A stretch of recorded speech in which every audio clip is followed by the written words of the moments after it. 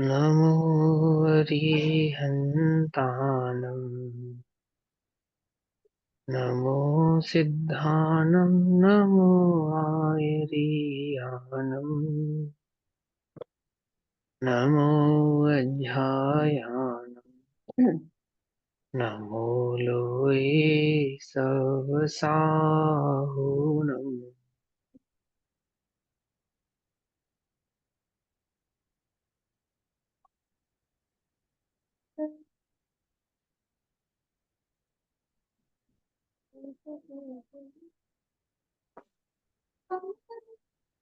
नमः समे साराय स्वानुभूत्याचिकासिते चित्स्वभावाय भावाय सर्वभावान्तरच्छिदे।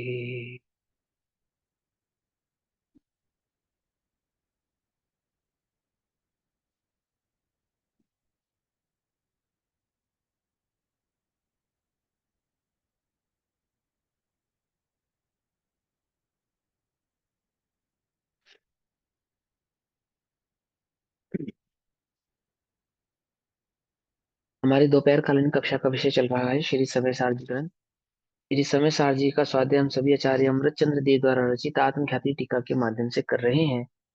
आत्मख्याति टीका में अभी तक हमने मोक्ष अधिकार का समापन किया। संपूर्ण समय सारजी भाव में मोक्ष अधिकार तक जीव और पुद्गल का स्वांग मंच पर आता है, जिसमें जीव, पुद्गल, धर्म, अधर्म, आकाश और काल के भाव को दर्शाते हुए आचार्य देव समझाते हैं कि वास्तव में आश्रम, वन, संवर, निर्जरा और मोक्ष और जीव और पुद्गल का वास्तविक स्वरूप क्या है। वास्तविक स्वरूप को जानकर जीव और पुद्गल के स्वांग को भिन्न करके एकमात्र जीव के सदा सहज स्वाभाविक भाव की यहाँ पे आचार्य देव ने प्रस्थापना की। भैया एक मिनट, मेरे को 5 समय बता दो। शॉर्ट में क्या होते हैं 5 समय? तो पांच समय अलग, बिल्कुल विषय अलग है। वो तो विषय अलग है ना, कक्षा से विषयांतर हो जाएगी बात। मैं समझा तो देख, समवाय का मतलब होता है समूह। समवाय का मतलब होता है समूह। कोई भी काम होगा, कोई भी कार्य होगा, वो पांच चीजों के समूह पूर्वक ही होता है ना।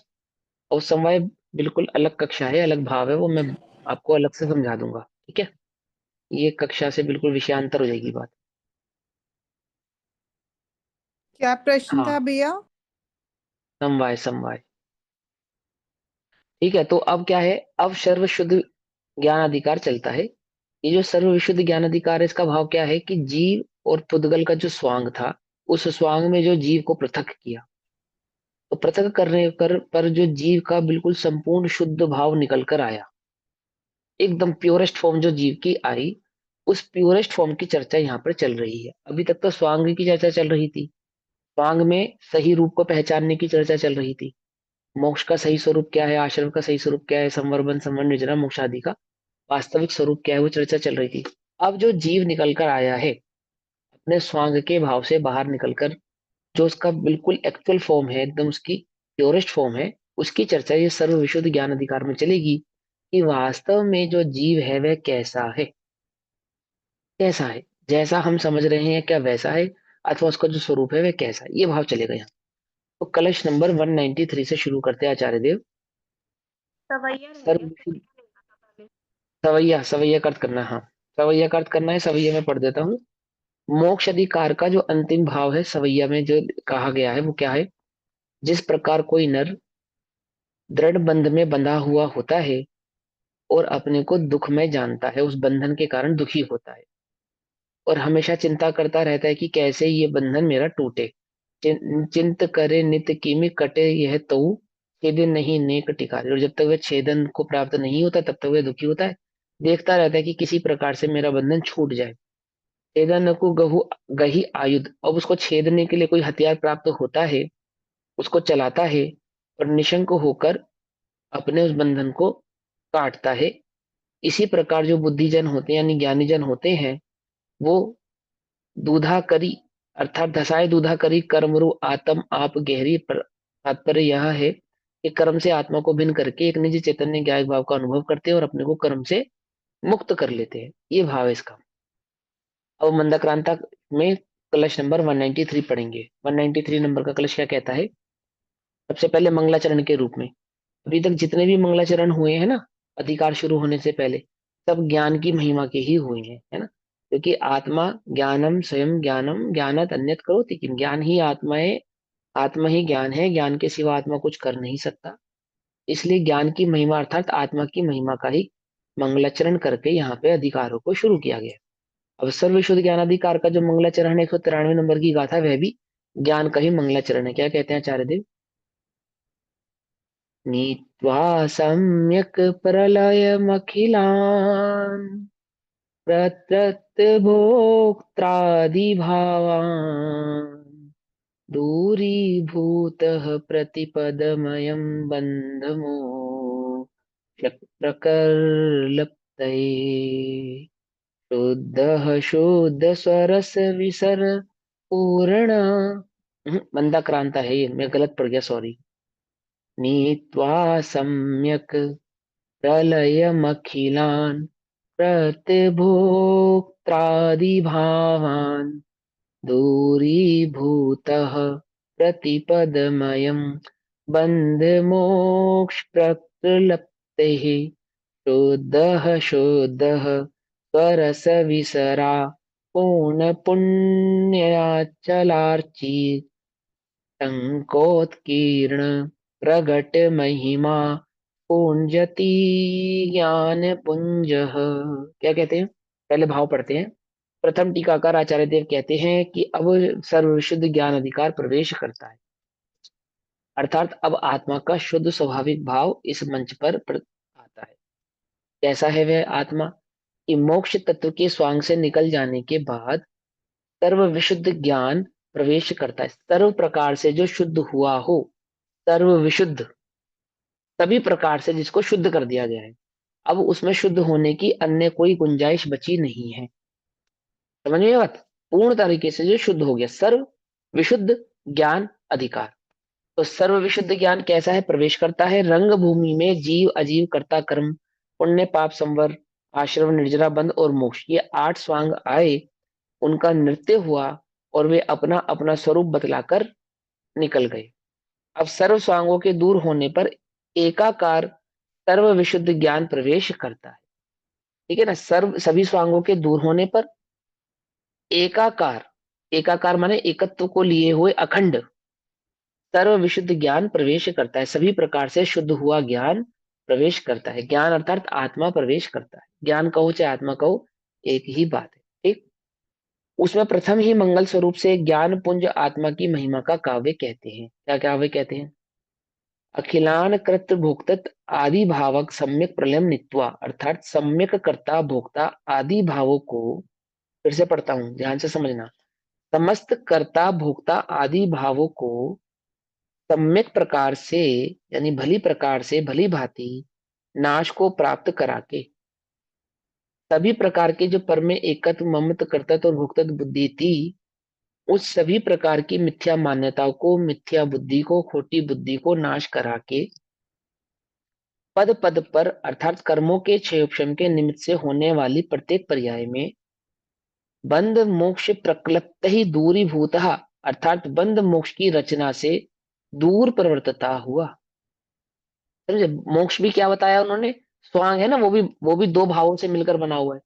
तो क्या कहते हैं कि बंध और मोक्ष दोनों ही प्रकार की रचना से दूर वर्तता हुआ पद पद पर अर्थात कर्मों के क्षयोपशम के निमित्त से होने वाली प्रत्येक पर्याय में, कर्मों के निमित्त से, कर्मों के क्षयोपशम के निमित्त से होने वाली कौन सी पर्याय है? जैसे मति श्रुत आदि ज्ञान पर्याय होती है ना ज्ञान की, अथवा जैसे सम्यक दर्शन आदि की जो पर्याय हैं, जिसमें आत्मा का संपूर्ण भाव प्रकट नहीं हुआ हो, वह क्षयोपशम भाव कहलाएगा। जिसमें आत्मा का संपूर्ण भाव प्रकट हो गया हो, वह क्षयोपशम नहीं कहलाएगा। तो जो क्या कहते हैं कि कर्मों के क्षयोपशम के निमित्त से होने वाली जो प्रत्येक पर्याय थी, अर्थात जो गुणस्थान आदि थे, समझ में बात, जितने भी गुणस्थान आदि थे, उन सब से क्या करा इस जीव को भिन्न करके, बिल्कुल अलग करके। तो क्या लिखा? बंध मोक्ष की रचना से दूर प्रवर्तता हुआ। दूर वर्तता हुआ मतलब भिन्न वर्तता हुआ। दूर वर्तता हुआ मतलब उनसे बिल्कुल भिन्न वर्तता हुआ, अलग होने के बाद जो वर्तता है। शुद्ध शुद्ध, 2 बार शुद्ध कहते हैं उसको, मतलब जिसमें अशुद्धता की अब कोई गुंजाइश ही नहीं है। और शुद्धि होने की कोई गुंजाइश जिसमें बची नहीं है। तो कहते हैं अर्थात रागादि मल तथा आवरण से रहित। शुद्ध शुद्ध कैसा? इसमें राग का और आवरण का कोई मल बचा नहीं है। जैसे अरिहंत भगवान में राग का मल तो नहीं है, लेकिन आवरण का मल है। क्या कहा? अरिहंत अवस्था है ना, अरिहंत अवस्था, वहां पे क्या है? राग का मल नहीं है, लेकिन आवरण है अभी भी। लेकिन जो सिद्ध अवस्था है वहां कैसी, वो कैसी है? वहां राग भी नहीं है और आवरण भी नहीं है। पकड़ में ही बात? तो क्या कहते हैं? अर्थात रागादि मल तथा आवरण से रहित। तो रस विसर आवरण क्या हम आपूर्ण। घाती कर्मियों की अपेक्षा कह रहे हैं क्या? हाँ, आवरण यानी ढका हुआ, किसी भी प्रकार से भाव वो ढका हुआ है। ठीक है ना? त्वरस विसर आपूर्ण पुण्य अचल अर्चिह, जिसका पवित्र अचल तेज, जिसका पवित्र अचल तेज, तेज माने प्रकाश, है ना? प्रकाश माने आत्मा में कोई प्रकाश नहीं होता है, ये बार बार अनुभव। प्रकाश से। हाँ, ये जो बार बार जो प्रकाश शब्द आता है ना, तेज शब्द आता है, इससे छल ग्रहण नहीं करना बिल्कुल भी। हाँ, ये और रस, एक ये तेज और एक ये रस, ये जो दो शब्द हैं, ये शब्दों से बिल्कुल भी छल ग्रहण नहीं करना कि वो प्रकाशमय होने से अनुभव में प्रकाश आता होगा। 1% भी अब प्रकाश का अनुभव नहीं होता है। प्रकाश का अनुभव हो तो आत्मा नहीं है। आई बात समझ में? बिल्कुल भी। वहां पे प्रत्यक्ष जो अनुभव कहा आत्मा के अनुभव को, तो वह प्रत्यक्ष भी कैसा प्रत्यक्ष है मालूम? इंद्रिय प्रत्यक्ष नहीं है। इंद्रिय प्रत्यक्ष मालूम किसे कहते हैं? जैसे ये आंखों के सामने पेंसिल नजर आ रही है, तो ऐसा आत्मा नजर नहीं आता। अथवा जो शक्कर का या नमक का स्वाद आता है, ऐसा आत्मा का ज्ञान नहीं होता। जैसा शब्द सुनाई देता है, ऐसा आत्मा का ज्ञान नहीं होता। अथवा जैसे ठंड गर्म सर्दी गर्मी आदि का एहसास होता है, हल्के भारी का, ऐसा आत्मा का एहसास फीलिंग नहीं होती, मतलब वो ऐसा आत्मा ज्ञान का विषय नहीं बनता है। ये तो सब पुद्गल की पर्याय है। समझना ध्यान से, वो एक चैतन्य, चैतन्यमय है, बिल्कुल अनुभव चैतन्य। प्रत्यक्ष है। अनुभव अनुभव प्रत्यक्ष। प्रत्यक्ष है, हाँ, अनुभव प्रत्यक्ष संवेदन है। प्रत्यक्ष। और वो स्वसंवेदन अनुभव प्रत्यक्ष भी कैसा है? कैसा है कि वो, वह बस अनुभव गम्य ही है। यह तो बताएंगे आचार्य देव, ऐसा नहीं है, ऐसा नहीं है, ऐसा नहीं है, ऐसा नहीं है, ऐसा नहीं, ये तो बताएंगे। पर कैसा है, सिर्फ चैतन्य कह के छोड़ देंगे। क्या कहा? समझ में? एक बात नहीं समझ में? ऐसा नहीं है ना, उसके नास्ती भाव को तो समझा देंगे। ऐसा नहीं है, ऐसा नहीं है, ऐसा नहीं है, ऐसा नहीं है। पंडित टोडरमल जी ने रहस्यपूर्ण चिट्ठी में भी यही बात समझाई। कैसा नहीं है, कैसा है, तो चैतन्य कह के बस बात पूरी कर दी। समझे? कैसा है? वो तो कहा है ना, ध्यान। चैतन्य हाँ, गुणमय आत्मा अव्यक्त अरस हाँ, अरूप है, जानो अलिंग ग्रहण इसे, यह हाँ, अनिर्दिष्ट अशब्द है। हाँ, अलिंग ग्रहण जानो, अर्थात उसका कोई चिन्ह नहीं है। चिन्ह नहीं है, हाँ। हाँ, उसका चिन्ह नहीं है। ज्ञान ही उसका चिन्ह है, बस ये समझ लो आप। और वो वर्त ही रहा है। ठीक है ना? तो अब यहाँ पे क्या कहते हैं? जिसका पवित्र अचल तेज, अचलायमान जो उसका तेज, अर्थात उसका जो अनुभव है, ज्ञान में जो उसका प्रकाश है, निज रस के अर्थात अपने अनुभव से। तो ब्रैकेट में क्या डाला देखो, ज्ञान रस के, ज्ञान चेतना रूप रस के, ज्ञान रस के, ज्ञान चेतना रूप रस के, है ना? विस्तार से परिपूर्ण है ऐसा, विस्तार से परिपूर्ण है ऐसा मतलब जो एकमात्र चैतन्य ज्ञायक भाव के सिवा अन्य कुछ नहीं। विस्तार माने संपूर्ण भाव जो उसका है, वह चैतन्य ज्ञायक भाव मय वाला है, ऐसा। ऐसा और टंकोत कीर्ण प्रगट महिमा, जिसकी महिमा टंकोत कीर्ण प्रगट है, ऐसा अयम ज्ञान पुंज स्फुटम, यह ज्ञान पुंज आत्मा प्रकट होता है। ज्ञान पुंज आत्मा प्रकट होता है, ज्ञान का पुंज प्रकट होता है, ज्ञान पुंज प्रकट होता है। अर्थात वह संपूर्ण आत्मा कैसा है? ज्ञानमय है, बस और कुछ नहीं। वह चैतन्य आत्मा कैसा है कि वह चैतन्य भाव ज्ञानमय है। ज्ञानमय है कहने के पीछे तात्पर्य क्या है, वो मोक्ष अधिकार में समझा चुके आपको। सामान्य विशेष का उल्लंघन नहीं करता हुआ, दर्शन ज्ञानमय स्वरूपी होता हुआ एक चैतन्य भाव मात्र ही है। जब उसको ज्ञानमय कहते हैं ना यहाँ पे, ज्ञान पुंज, तो ज्ञान पुंज कहने का तात्पर्य उसको चैतन्य भाव कहना है।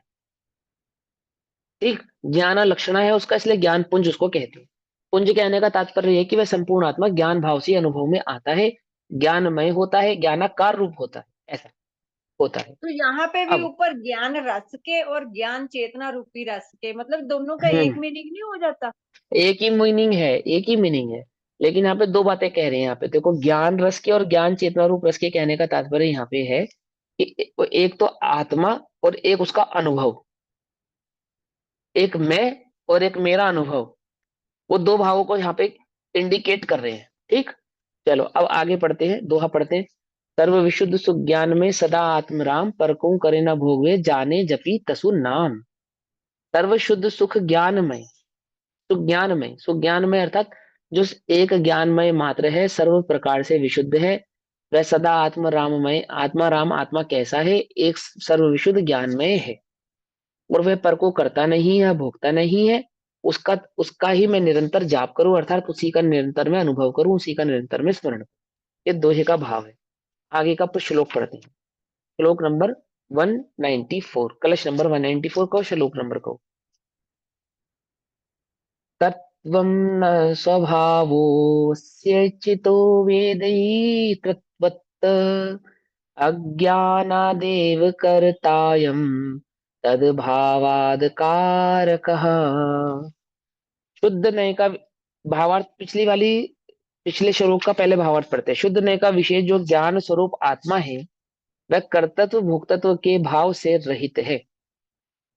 शुद्ध नय का विषय जो ज्ञान स्वरूप आत्मा है, शुद्ध न्याय का विषय जो, मतलब देखो, न्याय की अपेक्षा से जो जो शुद्ध न्याय की अपेक्षा से बात समझाई जा रही है वो, और यहाँ पे ये क्या समझा रहे हैं कि जो आत्मा है उसका स्वरूप कैसा है। शुद्ध न्याय का विषय अर्थात आत्मा को समझने का, आत्मा को जानने का, अथवा वह आत्मा अपने आप में कैसा है कि वह कर्तृत्व और भोक्तत्व के भावों से रहित है, बंध मोक्ष की रचना से रहित है, पर द्रव्य और परद्रव्य के समस्त भावों से रहित होने से शुद्ध है, निज रस के प्रवाह से पूर्ण दीप्यमान ज्योति रूप है, और टंकोत की महिमामय है, ऐसा ज्ञान पुंज आत्मा प्रकट होता है। तीन बातें समझाई इसके अंदर। निज रस के प्रवाह से पूर्ण दीप्यमान अर्थात अनुभव गम्य है, ज्योति रूप है अर्थात ज्ञानमय है, और टंकोत की महिमामान है अर्थात ध्रुव है। समझे, तीन बातें इसके अंदर। निज रस के प्रवाह से पूर्ण दीप्यमान अर्थात अनुभवमय है, ज्योति रूप है अर्थात ज्ञान स्वभावी है, और टंकोत किरण अर्थात ध्रुव है, ऐसा ज्ञान पुंज आत्मा प्रकट होता है। अब सर्व विशुद्ध ज्ञान को प्रकट करते हैं, उसमें प्रथम आत्मा कर्ता भोक्ता भाव से रहित है, इस अर्थ का आगामी गाथाओं का सूचक श्लोक कहते हैं। वह आत्मा कैसा है? कर्ता और भोक्ता भावों से रहित है, अर्थात अकर्ता है और अभोक्ता। कर्त्वं न स्वभावोस्य चितौ वेद्यवृत्तः, अज्ञानादेव कर्तायं तद्भावादाकारकः। कर्तृत्व इस चित स्वरूप आत्मा का स्वभाव नहीं है, अर्थात पर का कुछ करना इस आत्मा का स्वभाव नहीं है। जिस आत्मा का तुम्हें अनुभव करना है, जिस आत्मा की तुम्हें दृष्टि करनी है, वह जो आत्मा तुम स्वयं हो, जिसे तुम जानते नहीं हो, उस आत्मा का स्वभाव कैसा है? करना उस आत्मा का स्वभाव नहीं है। क्या करना? कुछ भी नहीं करना। समझे, पर में कुछ करना, पर में कुछ करना तो उस आत्मा का स्वभाव है ही नहीं। अपने में कुछ करना भी उस आत्मा का स्वभाव नहीं, अर्थात करना उस आत्मा का स्वभाव नहीं। उस आत्मा का स्वभाव जानना है, करना नहीं है। बोलो भैया, तुम समय दर्शन प्रकट करना चाहते हो, नहीं करना चाहते? है ना, आत्मा का स्वभाव नहीं है करना। बात ये है, होगा नहीं। अगर तुम करना चाहोगे तो होगा नहीं। जानना उसका स्वभाव है, ऐसा जानते ही का सम्यक दर्शन प्रकट होगा, वो जुदी बात है। सम्यक दर्शन प्रकट करने वालों को सम्यक दर्शन प्रकट नहीं होगा, क्यों? क्योंकि करना आत्मा का स्वभाव नहीं है। ऐसा कर्तत्व एक इस बात चित और स्वरूप मुझे आत्मा समझा को। दो। शुद्ध नए हाँ, और शुद्ध, कई जगह पे शुद्ध नए से बात करी जाती है, कई जगह पे शुद्ध से बात करी जाती है। तो इन दोनों में भी कोई हर अंतर जहाँ होता पे, जब सब जगह शुद्ध से, शुद्ध नय से ही बात की जाती है, शुद्ध से बात की जाती है, ऐसा नहीं है। जब नहीं? कहा जाएगा इसमें शुद्ध भी नय से। एक हाँ, लाइन है ना, जैसे सेकंड लाइन में, पर द्रव्य से और पर द्रव्य से समस्त भावों से रहित होने से शुद्ध है। तो अच्छा, शुद्ध शुद्ध है वो है। उस, ठीक हाँ है, तो ठीक शुद्ध है, है। समझ आ हाँ, गया। है ना, है ना, ठीक है। चलो ठीक है, चलो। अब अब सर्वशुद्ध ज्ञान अधिकार को प्रकट करते हैं। क्या कहते हैं? कर्तत्व इस चित स्वरूप आत्मा का स्वभाव नहीं है, वेद्य तत्वता जैसे भोक्ता तो स्वभाव नहीं है, जैसे भोगना स्वभाव नहीं है, ऐसे करना भी इस आत्मा का स्वभाव नहीं। क्या भोगना आत्मा का स्वभाव नहीं है? तो स्वभाव नहीं है, देखो। अम,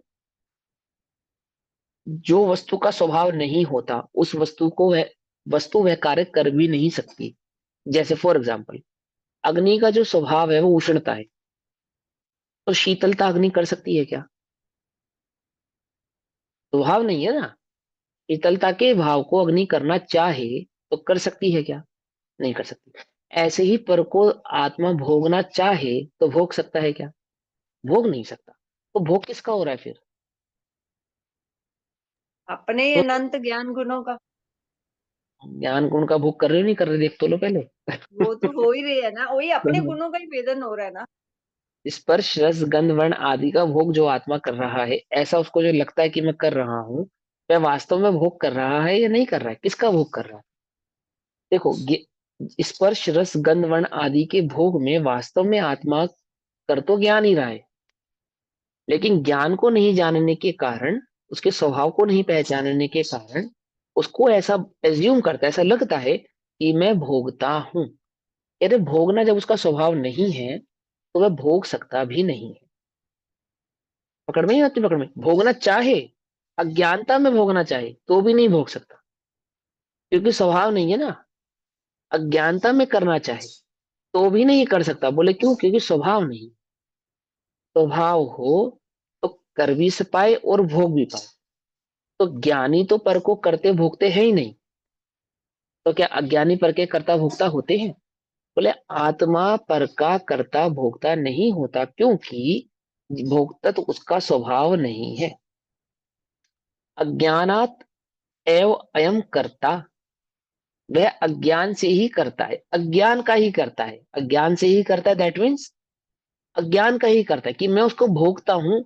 इस इस अज्ञान भाव का करता तो आत्मा है, परंतु पर को भोग ले ऐसे भोगने का करता आत्मा नहीं है। बात समझ में आ रही है नहीं आ रही है? मैं पर को भोगता हूं ऐसे श्रद्धान का करता तो आत्मा है, परंतु पर को भोग ले उस भोग का करता आत्मा नहीं है। ठीक। अज्ञान का अभाव होने पर अकर्ता है।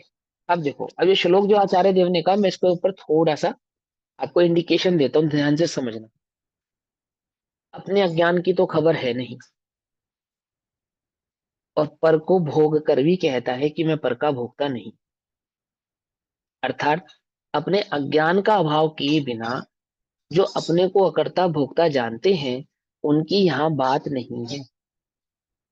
आई बात समझ में? नहीं समझ में? क्या कहा? मैं पर का करता नहीं, मैं पर का भोगता नहीं, ऐसा नहीं। वहां अपने अज्ञान को देखो, अज्ञान को पहचानो पहले, क्योंकि वास्तव में अज्ञान का कर्ता आत्मा है। अज्ञान का क्या अज्ञान है?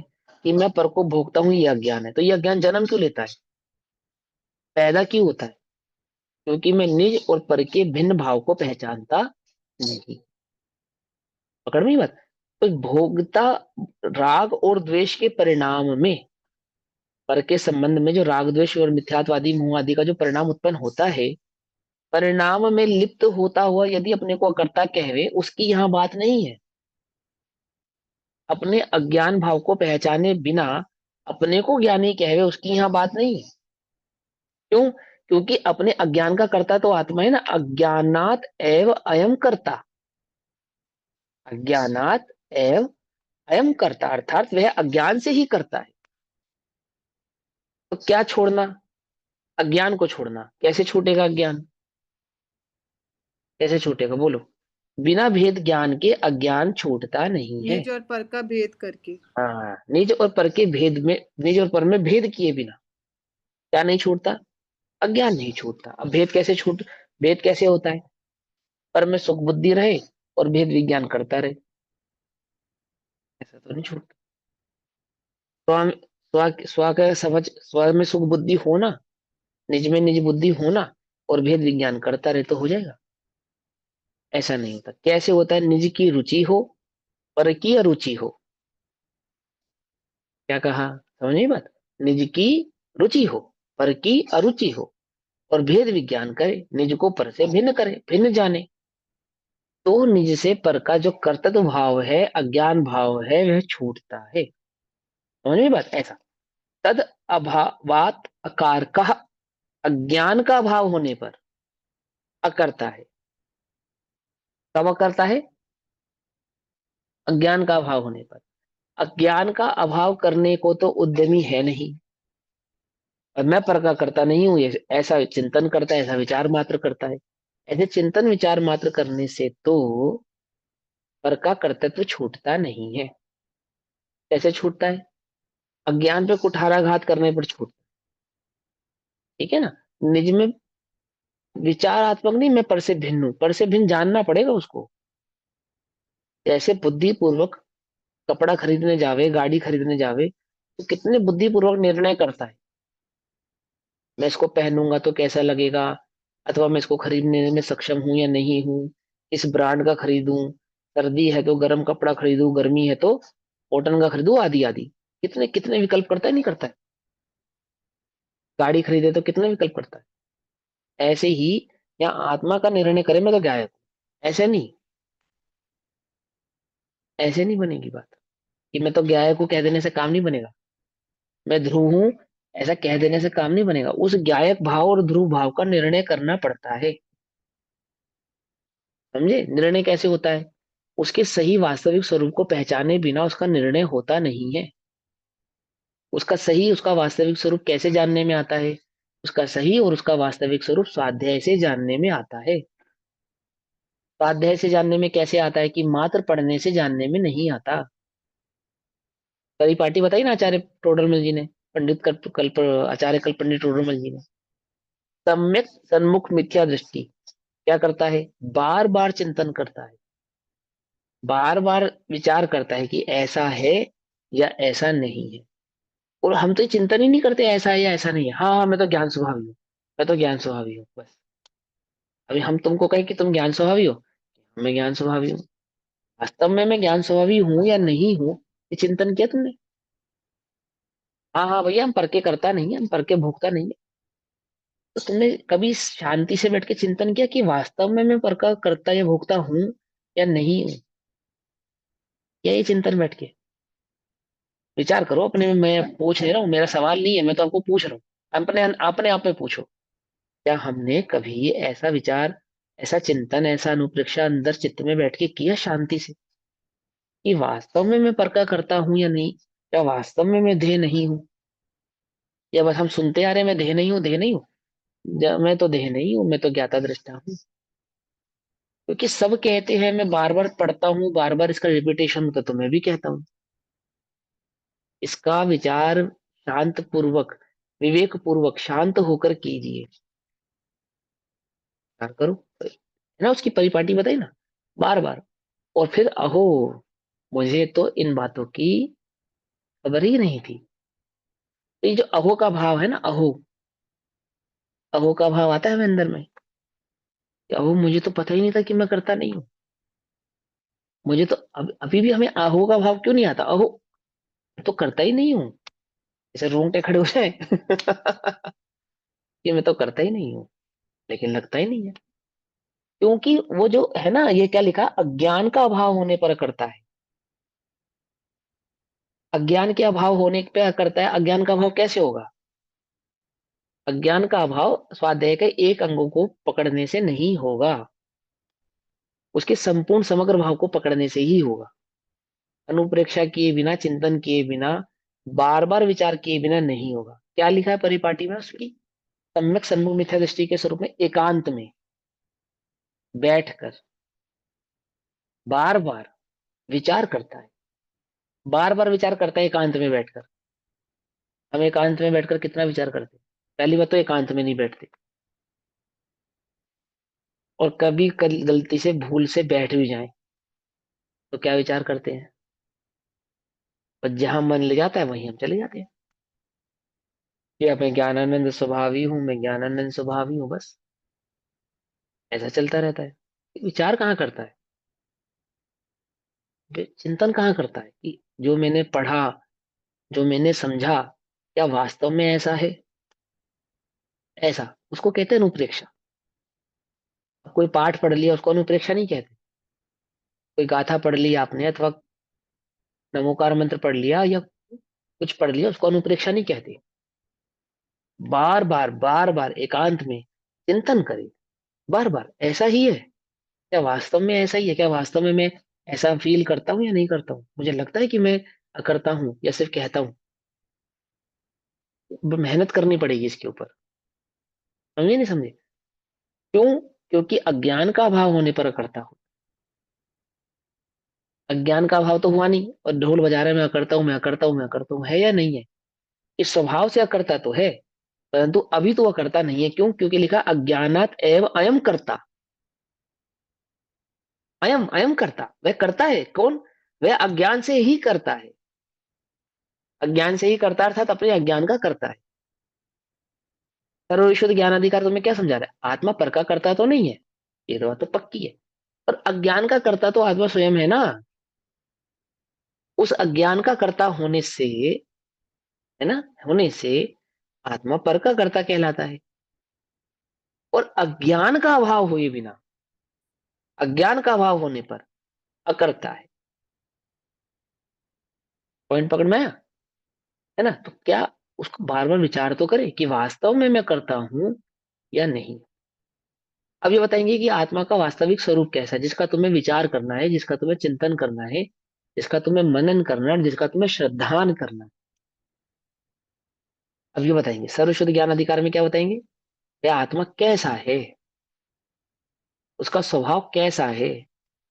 हाँ हाँ मैं तो ऐसा ही हूं, नहीं ऐसे नहीं, ऐसे नहीं भैया, ऐसे नहीं। बोलो भैया, एक लड़का एक लड़की देखने गया, लड़की वाले लड़का देखने गए, लड़का वाले लड़की देख, और देखिए हाँ ये लड़का ये लड़की, हाँ चलो चलो भैया बढ़िया ठीक है, कर दो चलो, हो गया ओके ओके ओके चलो, लड़की हमारी हुई लड़का तुम्हारा हुआ, ऐसे हो गया, ऐसे लेता है कोई है? गए और हाँ भाई हमें पसंद है चलो, ऐसे तो कोई नहीं करता, होता ही नहीं है। होता है? लोक में किस पदार्थ के समक्ष ऐसा होता है कि गए हाँ ऐसा है भाई साहब, हाँ ठीक है चलो चलो? मूर्ख कहलाते हैं वो, तो ऐसा नहीं होता है। क्या होता है? पूरा निर्णय करता है अच्छे से। पंडित जी ज्ञानचंद जी शायद कहते थे, 2 पैसा की सब्जी खरीदने जावे तो उसे भी ठोक बजाकर खरीद के लावे कि कहाँ से काणी तो नहीं है, खराब तो नहीं है, दागी तो नहीं है, ऐसी तो नहीं है, वैसी तो नहीं। हांडी हांडी 2 पैसे की हांडी हांडी, खरीदता है, हाँ हांडी तो हाँ, उसको उसको हाँ उसको भी बजा बजा के चेक करता है। हाँ ठोक बजा के चेक करता बजा बजा के चेक करता है कि कहीं से लीक तो नहीं है, फूटी तो नहीं है, ये तो नहीं है, ऐसे तो नहीं। आत्मा के संदर्भ में कैसा है कि अब सुबह पंडित जी ने कहा था आत्मा ज्ञाता है, हम तो भैया ज्ञाता है। क्यों ज्ञाता है? क्योंकि आचार्य कह रहे हैं इसलिए ज्ञाता है। हम ज्ञाता क्यों है? क्योंकि भगवान ने कहा इसलिए हम ज्ञाता है। बोलो। क्योंकि समय सारजी में लिखा है इसलिए आत्मा ज्ञाता है। आत्मा ज्ञाता है किस लिए ज्ञाता है? मैं ज्ञाता हूं, ये मुझे मुझे मुझे श्रद्धा है, विश्वास है, मुझे महसूस होता है मैं ज्ञाता हूं, तो ही आत्मा ज्ञाता है। अन्यथा तो है करता है, ज्ञाता नहीं है। लिखा तो है वह अज्ञान से ही करता है, और अज्ञान का अभाव होने पर ही यह करता है। समझ में बात नहीं? समझ में आई? हम ज्ञाता क्यों है? क्योंकि भगवान कहते हैं हम ज्ञाता है, इसलिए हम ज्ञाता है। हम पर आत्मा राग का करता नहीं है भैया। अच्छा तुम्हें कैसे पता? समय सारजी में लिखा है आत्मा राग का करता नहीं है, और समय सारजी में लिखा होता आत्मा राग का करता है, फिर तो सोचना पड़ेगा, फिर तो आत्मा राग का करता हो सकता है क्योंकि समय सारजी में लिखा है। अरे विचार तो करो। मेरी बात समझे? हम अपने को क्यों कब कहते हैं कि हम राग के करता नहीं है? क्योंकि रस लिखा है इसलिए नहीं है। तो हम कब निर्णय करेंगे कि है या नहीं है? समझ में बात नहीं? समझ में? ये निर्णय तो हमें करना पड़ेगा ना, कि जो उसमें लिखा है उससे क्या करना, कब तक मिलान करना, बार बार बार बार, सम्यक सन्मुख मिथ्या दृष्टि। कब तक, कब तक करना मिलान? जब तक मिलान ना हो जाए, जब तक वहां लिखी बात का यहाँ चित्त में अंतरंग में मिलान ना हो जाए, तब तक बार बार क्या करता है? पुरुषार्थ करता है, दारोण दारेण, दारोण दारेण आरी की भांति बार बार चिंतन करता है। कब तक? जब तक निर्णय ना हो जाए, मिलान ना हो जाए। हाँ, वास्तव में मैं राग का करता नहीं हूँ। ऐसा बल अंदर में, बल किसका आवे? अपने स्वभाव का बल आना चाहिए। इस समय सारथी में लिखा है उसका बल नहीं आना चाहिए। विपरीत भाव ग्रहण नहीं करना। बल किसका आना चाहिए?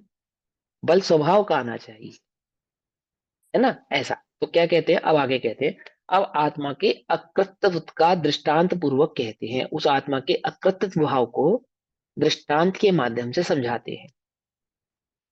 क्योंकि यहाँ दृष्टांत से समझाएंगे इसलिए मैं हूं ऐसा नहीं। जो इसमें लिखा है ऐसा मुझे यहाँ मिलान करना है। कब तक मिलान करना है? जब तक मिल ना जाए तब तक मिलान करना है। कैशियर की जब मिल तरह। जाए, हाँ, तब कैशियर तब होता है ना। पक्का कैशियर हाँ। की तरह। जैसे जैसे गुमाश्ता, है ना? गुमाश्ता, कैशियर, अकाउंटेंट मिलान करता है सब। गाथा 308, गाथा 309, गाथा पाठ पढ़ते हैं।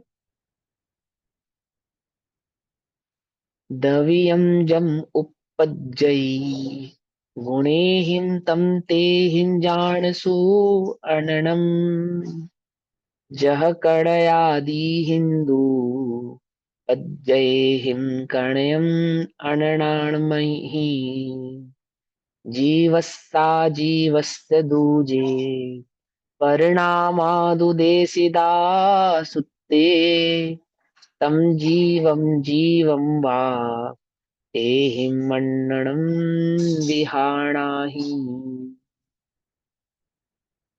नाकुदे नाकुदोचीवि अपणौ जम्हा कज्जम्नातेन सो आदा उप्पादे दीर्ण किंची कारणमवीतेन न सहोदी कम्मं पणुच्च कत्ता कत्तारंतः पणुच्च कम्माणि उपपज्जन्ति अनियमा सिद्धि दुनादिसदे अन्ना।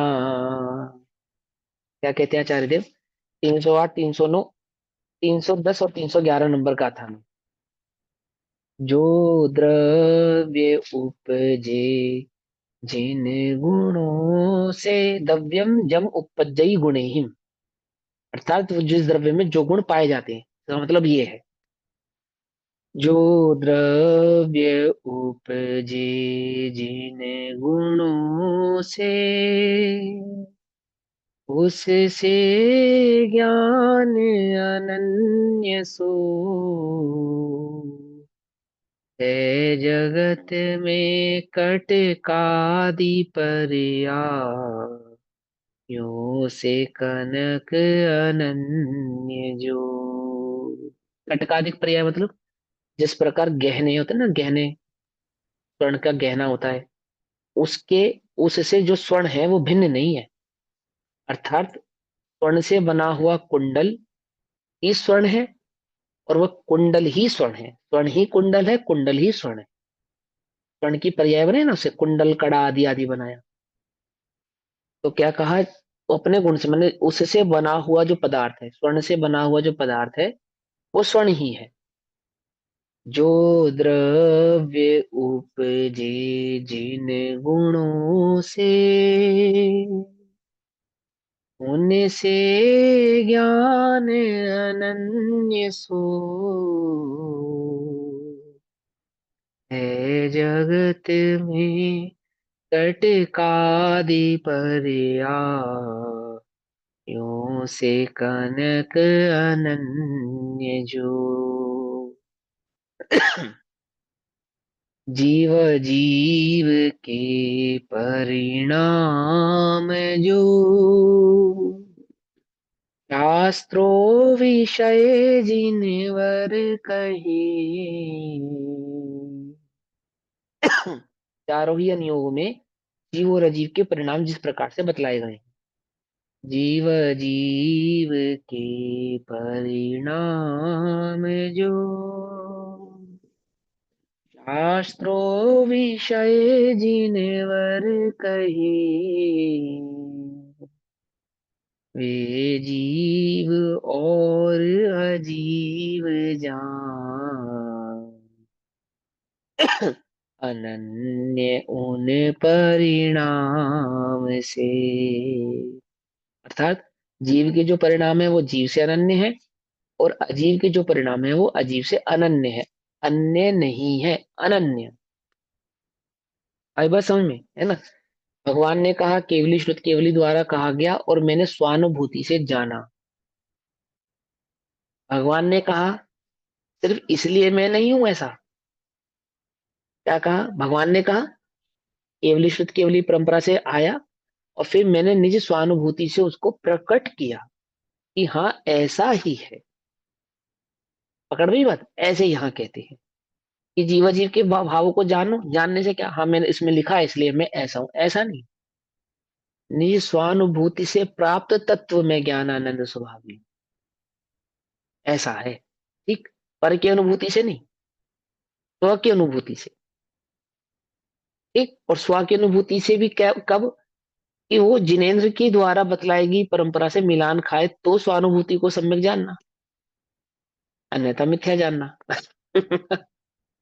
समझे नहीं समझे? कैसा निमित्त नैमित्तिक संबंध बताते हैं जीव अजीव के परिणाम। जो आगे, उपजे न आत्मा कोई से,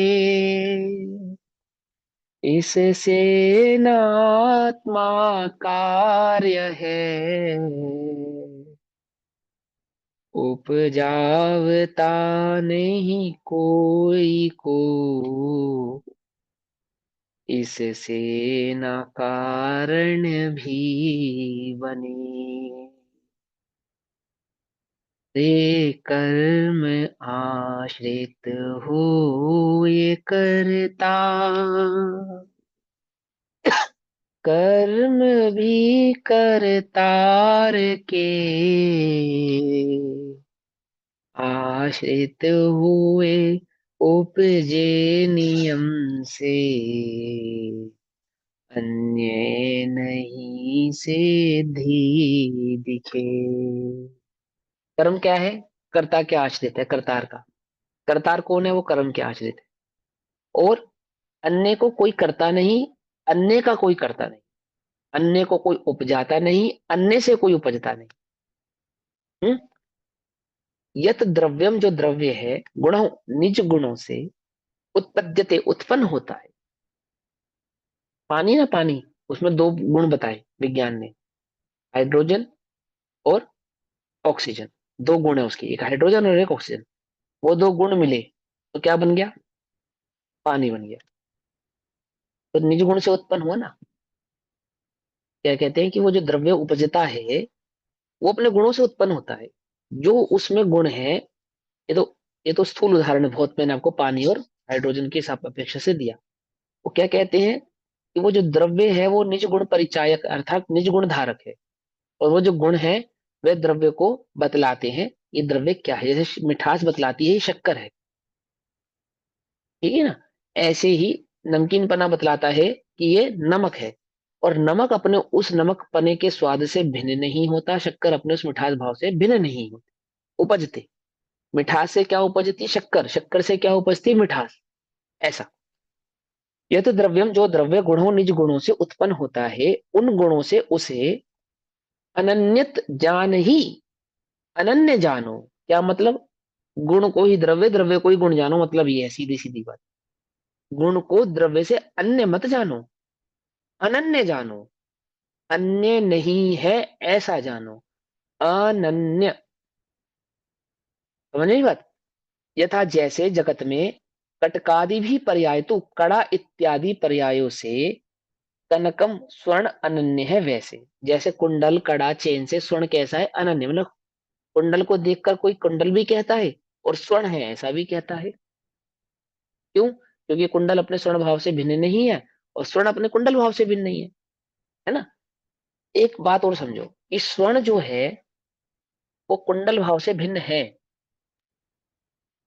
लेकिन जो कुंडल है वो स्वर्ण भाव से भिन्न नहीं है। समझ में आई बात? जो पर्याय से। स्वर्ण है, हाँ पर्याय तो ही, क्योंकि हम स्वर्ण को कुंडल कह रहे हैं तो पर्याय कह रहे हैं ना। स्वर्ण को कुंडल कहना ये पर्याय है, कुंडल को स्वर्ण कहना ये द्रव्य दृष्टि है। स्वर्ण को कुंडल कहना ये पर्याय दृष्टि है।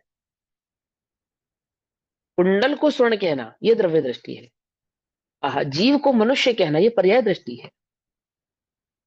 इस मनुष्य में जीव को देखना ये द्रव्य दृष्टि है।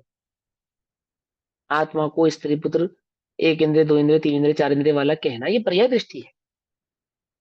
स्त्री पुत्र मकान, स्त्री पुत्र जीव आदि एक दो तीन चार इंद्रियों में भी उस जीव को देखना ये द्रव्य दृष्टि है। ऐसा कुछ बात समझ में?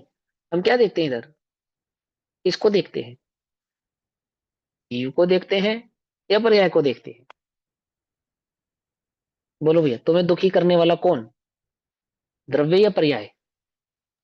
पर्याय जीव मोड़ा ही द्रव्य पर तो समय अपने स्वभाव में मोड़ा रहता ही है। पर समय ना, कि तुम्हें दुखी करने वाला कौन? ऐसे सर, दुखी करने वाला पर्याय। फिर वो चलो, पर्याय नहीं, पर्याय दृष्टि। ऐसा, और वो पर्याय दृष्टि किसकी है? मेरी है। मेरी किसने दी? मेरे ही अज्ञान से उत्पन्न हुई है। क्या करूं? अज्ञान ना करूं। क्या ज्ञान ना करूं? कि पर्याय दृष्टि से नहीं देखूं। इस दृष्टि से देखूं? बोले द्रव्य दृष्टि से देखो। क्या होता है? द्रव्य दृष्टि से देखने पर सुख उत्पन्न होता है, दुख दूर हो जाता है। आइए समझ में?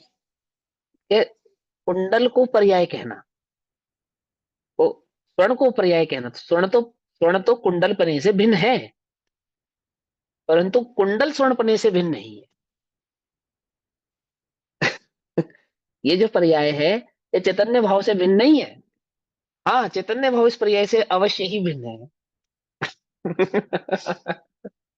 समझ में बात ही नहीं? समझ में आती है ना? कितनी प्यारी बात की आचार्य देव ने कि कड़ा इत्यादि पर्यायों से स्वर्ण अनन्य है। अनन्य है। वैसे ही जीवस्य अजीवस्य तू, जीव और अजीव के ये परिणाम, तो जो परिणाम सूत्र दर्शिता, सूत्र में बताए हैं, सूत्र में बताए हैं अर्थात कर्णानुयोग, द्रव्यानुयोग, चरणानुयोग आदि में बताए, जो व्यंजन आदि पर्यायों की अपेक्षा से जीव पुद्गल को दर्शाया गया है ना? कर्म मिश्रित की अपेक्षा से जीव को समझाया गया, गुण स्थानों की अपेक्षा से जीव को समझाया गया, है ना? मार्गण स्थानों से जीव को समझाया गया, और उसके चारित्र आदि, व्यवहार चारित्र आदि के माध्यम से जीव को समझाया गया। पाप करते हुए जीव को पापी कहा गया, पुण्य करते हुए जीव को पुण्यात्मा कहा गया, धर्म करते हुए जीव को धर्मी कहा गया, अथवा गुणस्थान वाला कहा गया, अथवा कषायों वाला कहा गया, अथवा मिथ्यात्वादी भावों वाला कहा गया। ये सब कहा ना? तो क्या कहते हैं? क्योंकि क्या कहते हैं, जो परिणाम सूत्र में बताए हैं, कौन से? जीव और अजीव के, जीव और अजीव के जो परिणाम सूत्र में बताए हैं, उन परिणामों से उस जीव अथवा अजीव को अनन्यम विजान ही, अनन्य जानो। क्या मतलब? जीव को जीव भाव से अनन्य जानो, और पुद्गल को पुद्गल भाव से अनन्य जानो। जीव को पुद्गल का कर्ता मत जानो, पुद्गल को जीव का कर्ता मत जानो। दोनों अपने अपने भावों में कैसे अनन्य है ऐसा जानो। यस्मात्, क्योंकि उत्चितापि, किसी से भी न उत्पन्न, उत्पन्न नहीं हुआ, इसलिए वह आत्मा किसी का कार्य नहीं है। आत्मा को किसने किया? बोले किसी ने नहीं किया। परिणाम सूत्र कौन से है भैया? परिणाम, सूत्र परिणाम में सूत्र बताए नहीं। हैं। सुनो सुनो, जीव और अजीव के जो परिणाम, अब कोमा लगाओ यहाँ पे। अच्छा, अच्छा ठीक है। एक चीज ठीक है? और, ये परिणामों को यहाँ पे पर्याय लिया है, क्या लिया हाँ, मतलब? पर्याय पर्याय पर्याय, ठीक। परिणाम माने पर्याय। ठीक है ना? परिणाम माने पर्याय, भाव माने भी पर्याय होता है, भाव माने गुण भी होता है। अलग अलग जगह पे अलग अलग अपेक्षा से कहा जाता है। यस्मात्, क्योंकि कुताशिता भी, किसी से भी उत्पन्न नहीं हुआ। आत्मा को किसने किया है? कि किसी ने नहीं किया है। तेन, इसलिए वह आत्मा कार्यम, ना किसी का कार्य नहीं है। किंचितपि, और किसी को न उत्पादे, उत्पन्न नहीं करता। अर्थात कर्म का कार्य आत्मा नहीं है, और आत्मा का कार्य कर्म नहीं, क्योंकि कर्मों द्वारा आत्मा उत्पन्न नहीं होता है, और आत्मा द्वारा कर्म उत्पन्न नहीं होता है। ऐसा कहते हैं, देह द्वारा आत्मा उत्पन्न नहीं होता, आत्मा द्वारा देह उत्पन्न नहीं होती। इसी प्रकार द्रव्यक्रम भावक्रम नोक्रम द्वारा आत्मा उत्पन्न नहीं होता, और आत्मा द्वारा द्रव्यक्रम भावक्रम नोक्रम उत्पन्न होते नहीं है। ऐसा कह रहे हैं ना? इसलिए वह उत्पन्न नहीं करता, इसलिए वह कारणम अपि, किसी का कारण भी नहीं है। कर्म किसके कारण है? आत्मा के कारण। का आत्मा किसके कारण है? कर्मों के कारण। ऐसा नहीं है। जीव और पुद्गल के जो परिणाम है वे अनन्य जानो। नियम से, कर्म के आश्रय से, अर्थात कर्म का अवलंबन लेकर कर्ता होता है। अर्थात कर्म की दृष्टि करने पर, कर्म में उपयोग जाने पर, पर में उपयोग जाने पर आत्मा कर्ता होता है। और कर्तारम प्रत्युत, कर्ता के आश्रय से कर्म उत्पन्न होते हैं। सॉरी, यहाँ पे वो कर्म वाली बात नहीं कही। क्या कहा? कर्म के आश्रय से कर्म का अवलंबन लेकर कर्ता होता है। अर्थात जिसका वह कर्ता है, जिस भाव का वह द्रव्य करता है, उसका अवलंबन लेकर कर्ता होता है। और जब कर्तारम प्रत्यता, कर्ता के आश्रय से कर्म उत्पन्न होते हैं। कर्ता कर्म और कर्म कर्ता से क्या नहीं, क्या होते हैं? अनन्य होते हैं, अभिन्न होते हैं। जैसे अग्नि उष्णता से कैसी है? अनन्य है। अग्नि का कर्म उष्णता है। उष्णता का कर्ता कौन? अग्नि। तो अग्नि कर्तार हुई, उष्णता कर्म हुई। ऐसे ही जीव कर्तार हुआ और ज्ञान उसका कर्म हुआ। तो क्या कहते हैं? कर्ता से जो, कर्तार से जो कर्म होता है वो क्या होता है? अनन्य होता है। कर्म उत्पन्न होते हैं। अन्य किसी प्रकार से कर्ता कर्म की सिद्धि नहीं देखी जाती। अग्नि शीतलता का यानी जल का कार्य करे, जल अग्नि का कार्य करे, ऐसी कर्ता कर्म की सिद्धि नहीं देखी जाती। जीव पुद्गल का कार्य करे, पुद्गल जीव का कार्य करे, ऐसी कर्ता कर्म की सिद्धि नहीं देखी जाती। क्या देखी जाती है? कि कर्ता अपने कर्म से अनन्य होने से अपने कर्म का कर्ता तो होता है, परंतु पर का कर्ता नहीं होता। इससे क्या समझ में आया? कि जीव को करने वाला कोई नहीं है, अर्थात जीव स्वयंभू है। और कर्म को करने वाला भी कोई नहीं है, कर्म स्वयंभू है। जीव कर्म का कर्ता नहीं है, कर्म जीव के कर्ता नहीं है। टीका, आचार्य अमरचंद देव उस पर टीका कहते हैं। तो टीका हम कल पढ़ेंगे, अभी समय हुआ। तब तक के लिए सभी को जय जिनेन्द्र। ओम नमः सिद्धेभ्य। निज निधि निज में बताई, यहाँ अनंत उपकार है। उसके लिए जिनवाणी माँ को वंदना शत बार।